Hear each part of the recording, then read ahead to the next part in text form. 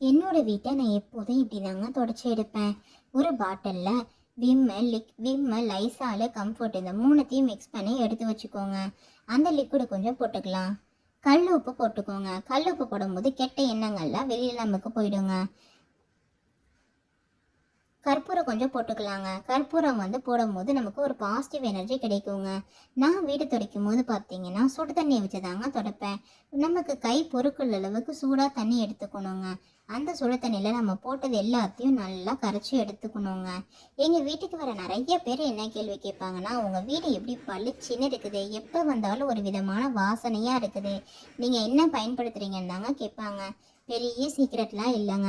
இது போல் சுடு தண்ணியில் நீங்கள் எடுத்து வச்ச எல்லா பொருளையும் போட்டு நல்லா மிக்ஸ் பண்ணிக்கணுங்க.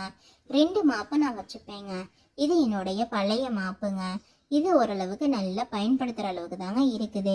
இந்த மாப்பை வச்சு நம்ம போட்டு இந்த சுடு தண்ணியில் எல்லா பொருளும் நல்லா நிறம் கரைஞ்சிருக்குங்க.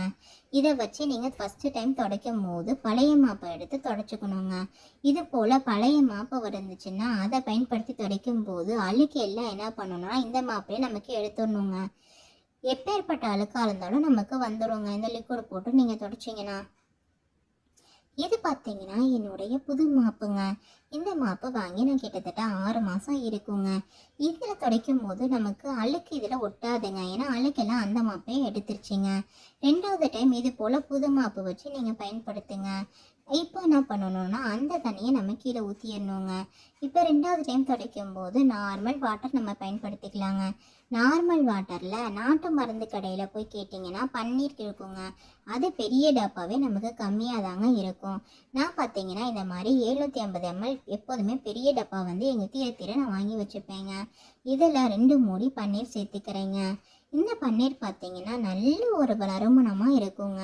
இது போல் பன்னீர் சேர்த்து 2வது முறை புது மாப்பு வச்சு நீங்கள் தொடச்சிங்கன்னா வீடு எப்போதுமே கோவில் போல் நறுமணமாக இருக்குங்க. இது போல் தொடச்சிங்கன்னா உங்கள் வீட்டுக்கு வரவங்களும் எப்போதுமே உங்களை பாராட்டிட்டு தாங்க